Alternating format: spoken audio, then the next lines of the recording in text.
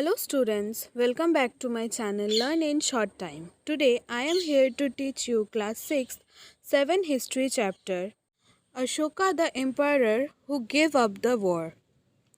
चलिए स्टार्ट करते हैं।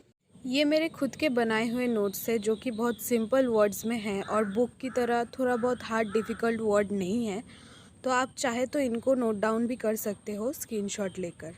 तो let's start the chapter. And the first topic is a very big kingdom and the empire. First, Ashoka was one of the greatest ruler known to history, and on his instruction inscriptions were inscribed on pillars. इधर कहा गया है कि अशोका बहुत famous राजा थे जिनके बारे में हिस्ट्री में बहुत अच्छी तरीके से लिखा हुआ है और उनका सब इंस्ट्रक्शन अलग अलग पिलर्स में इंस्क्रिप्टेड है, मतलब पिलर्स में लिखा हुआ है खुदाई करके। And the second point is the empire that Ashoka ruled was founded by his grandfather Chandragupta Maurya more than 2300 years ago. So childrens, this point is important because इधर फाउंडर जो मौर्यन एम्पायर के फाउंडर थे उनके बारे में बताया गया है, जो कि चंद्रगुप्त मौर्य थे जो अशोका के ग्रैंडफादर थे, और ये एम्पायर 2300 years अगो स्थापित हुआ था। Third point, Chandragupta was supported by wise man called Chanakya और कौटिल्य।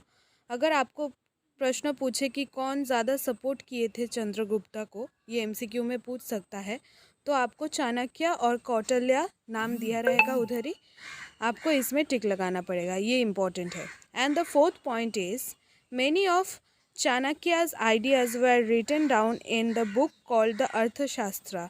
ये भी एमसीक्यू में आ सकता है। चाणक्य का ज़्यादातर बातें और ज़्यादातर आइडियाज़ अर्थशास्त्र बोलकर एक बुक है उसमें लिखा रहता है, उसमें लिखा है। आप लोग एक और बात याद रखिएगा कि Chanakya was the most important person for Mauryan empire because वो जो पथ प्रदर्शक थे मौर्यन एम्पायर के, जो चंद्रगुप्त मौर्य हर चीज़ हर ट्रेनिंग उनसे ही लिए थे और उसके बाद उनका एम्पायर इतना बड़ा हुआ था। And the next topic is dynasty. First point, when members of some family become rulers one after another the family is often called a dynasty. Dynasty किसको बोलते हैं अगर आपको पूछा जाए तो आप ये आंसर उठाकर लिख सकते हैं। And the third point and the second point is the Mauryas were a dynasty with three important rulers, Chandragupta, his son Bimbisara, and Bimbisara's son Ashoka. Means इधर क्या कहा गया है कि मौर्यन डायनेस्टी में सबसे इम्पोर्टेंट 3 रूलर्स थे, ये भी क्वेश्चन आ सकता है, जो कि चंद्रगुप्ता और उनके सन बिंदुसारा एंड बिंदुसारा के सन जो अशोका थे वो। Third point, there were several cities in Ashoka's empire. This include the capital Pataliputra. Pataliputra Ashoka के एम्पायर के कैपिटल सिटी थे, ये याद रखिएगा, एमसीक्यू में आ सकता है। Takshashila and Ujjain. Takshashila was a gateway to the north west including central Asia, well Ujjain lay on the route from north to south India.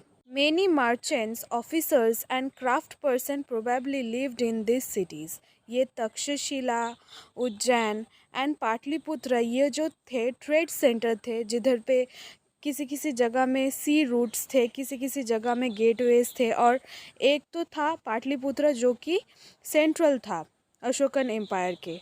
तो ये सब इम्पोर्टेंट था और इधर ही मर्चेंट्स लोग, ट्रेडर्स लोग रहा करते थे, उनके लिए सुविधा होता था, इजी होता था, ताकि चीज़ें उनसे सब कोई मतलब बिके, चीज़ें ले। तो वो ना कैपिटल सिटीज़ जो होते थे ज़्यादा लोग होते थे, उसमें ज़्यादा पॉपुलेशन होते थे, इसीलिए इधर मर्चेंट्स रहते थे।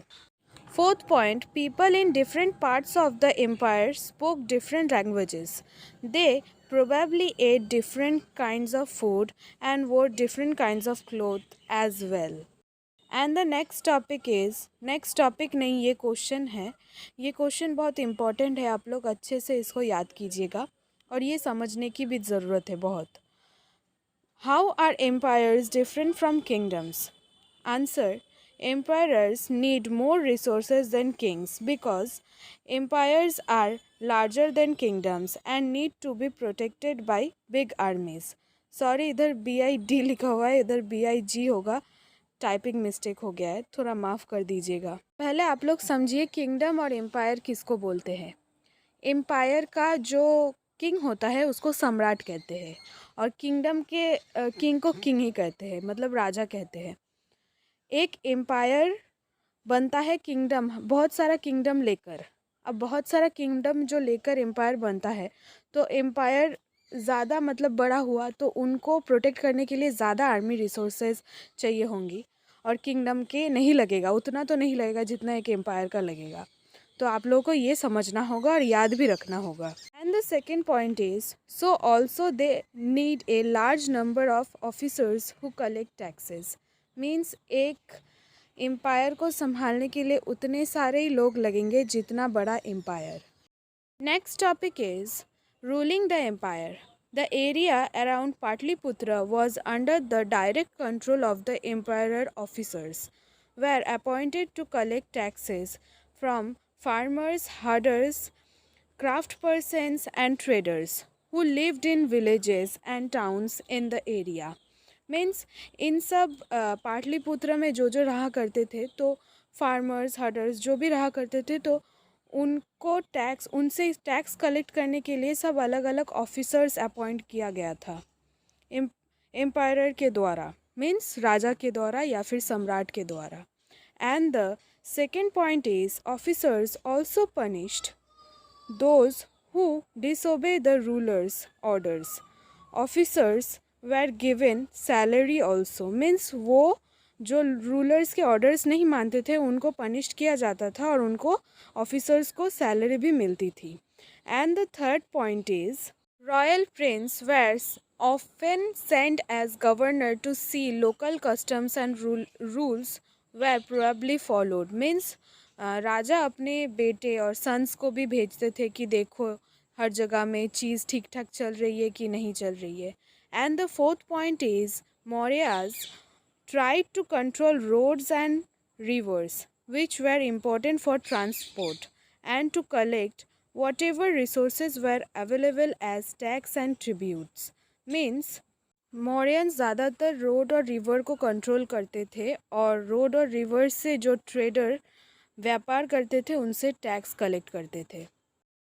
Next topic is the question that what Arthashastra tells us, and the answer is the Arthashastra tells us that the northwest was important for blanket। मतलब अर्थशास्त्र में लिखा हुआ है कौन कौन से जगह से क्या क्या लाया जाता था और कौन कौन से जगह किस चीज़ के लिए इम्पोर्टेंट था, क्या चीज़ उधर पाया जाता था। And south India for its gold, south India में गोल्ड पाया जाता था और प्रीशियस स्टोन्स पाया जाता था।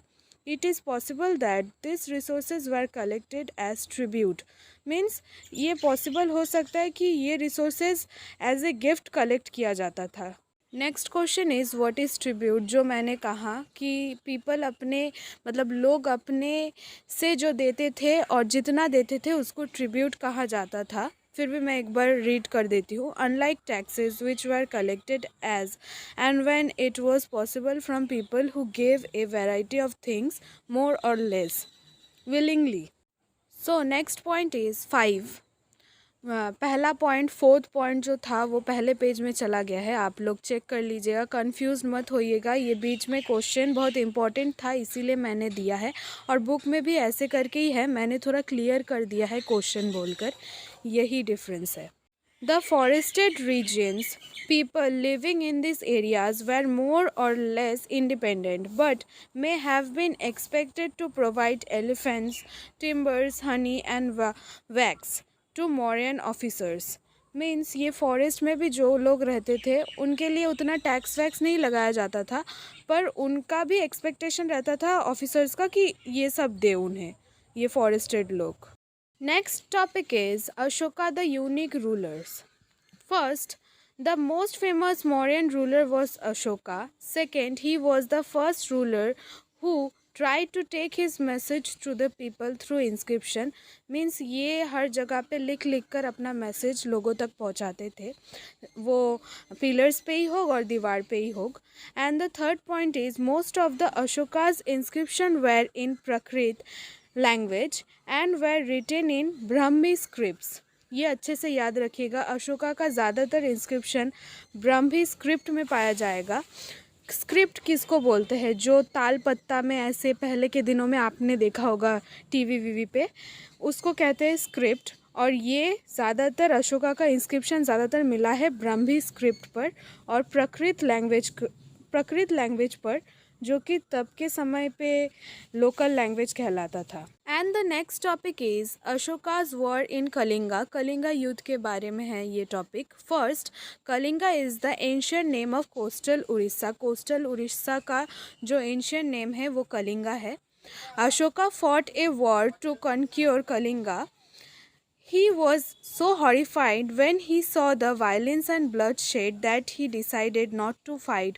वो blood उतना destroy देखकर वो fight करने का मन छोड़ दिए थे. He is the only king in the history of the world who gave up the conquest after winning a war. Means ये पहले राजा थे जो जीता हुआ war छोड़कर आ गए थे. Next topic. What was Ashoka's dharma? First, Ashoka's dharma did not involve worship of a god or performance of a sacrifices.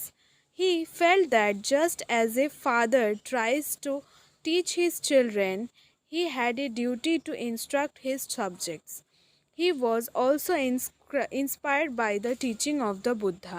Means Ashoka अपना धर्म के बारे में कहते थे कि किसी भगवान को पूजा करने से, किसी हवन या यज्ञ करने से कोई भगवान प्राप्ति नहीं होती है.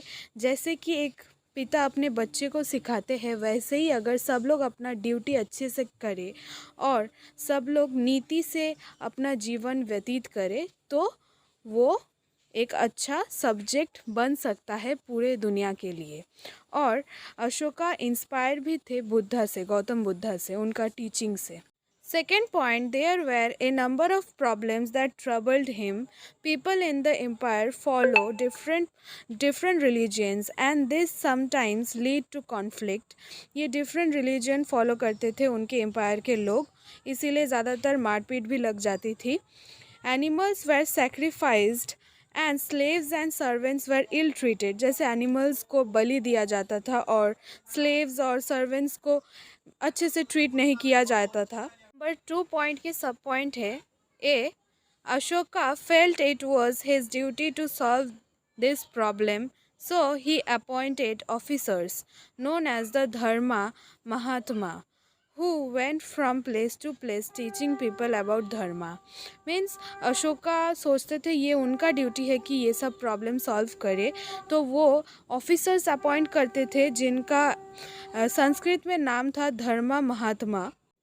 और ये धर्म महात्मा लोग जगह जगह जाकर लोगों को धर्म के बारे में और क्या करना होता है क्या करना नहीं होता है इसके बारे में टीच करते थे.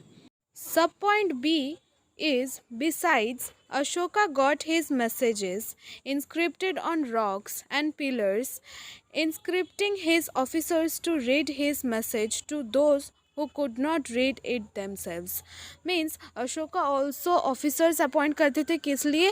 ताकि कुछ people जो inscripted message pillars में rocks में नहीं पढ़ पाते थे उनके लिए, ताकि वो पढ़ के उनको सुनाकर उनका मतलब समझाए. And the subpoint C is Ashoka also sent messengers to spread ideas about dharma to other lands such as Syria, Egypt, Greece and Sri Lanka. इन सब जगह पे भी अशोका अपने ऑफिसर्स को भेजकर अपना जो बात वो सब बोलवाते थे और उनका मतलब समझाते थे ताकि जागरूकता फैले. बुक में कुछ इम्पॉर्टेंट पॉइंट्स लिखी हुई थी तो मुझे लगा कि ये आप लोगों को जानना चाहिए, तो मैं इधर पॉइंट्स बना दी हूँ उनका. और ये एल्सवेयर से है, मीन्स पीछे आपके बुक के पीछे जो है ब्लू कलर के बॉक्स उसमें पाया जाएगा. First, before the time of the Mauryan Empire, about 2400 years ago, emperors in China began building the Great Wall. Great wall build किए थे बिफोर मॉडर्न एम्पायर के स्थापन होने के पहले. And the next point is the wall is about 6400 kilometre long, इतना long था, and is made up of stone and brick with A road along the top. यहाँ पर कुछ इम्पॉर्टेंट क्वेश्चन मैंने लिख रखा है क्योंकि ये बहुत इम्पॉर्टेंट है, ये एग्ज़ाम में आएगा, इनमें से ही आएगा क्योंकि ये चैप्टर के बाहर के नहीं हैं. फर्स्ट, व्हाट इज़ डायनेस्टी, जो कि आपको बुक में ही हर आंसर मिल जाएंगी. Second, how are empire different from kingdom. Third, what is tribute. Fourth, about Ashoka's life. Fifth, about Kalinga war. Sixth, information about Dharma rule and who composed Dharma. 7, what is Arthashastra. 8, who composed Arthashastra. ये chapter का and हुआ और ये पूरा video देखने के बाद मुझे नहीं लगता आपको इस चैप्टर में कोई प्रॉब्लम आएंगी. अगर आई तो मुझे कमेंट में बताना प्रॉब्लम, तो मैं ज़रूर सॉल्व करने की कोशिश करूँगी. मेरी वीडियो अगर आपको हेल्प करती है तो प्लीज़ एक लाइक कर दीजिएगा. एक लाइक से मैं इंस्पायर होती हूँ, मोटिवेटेड होती हूँ और करने का मन करता है वीडियोज़ आप लोगों के लिए. Thank you for watching my video. If you like it, then share with your friends and please subscribe my channel.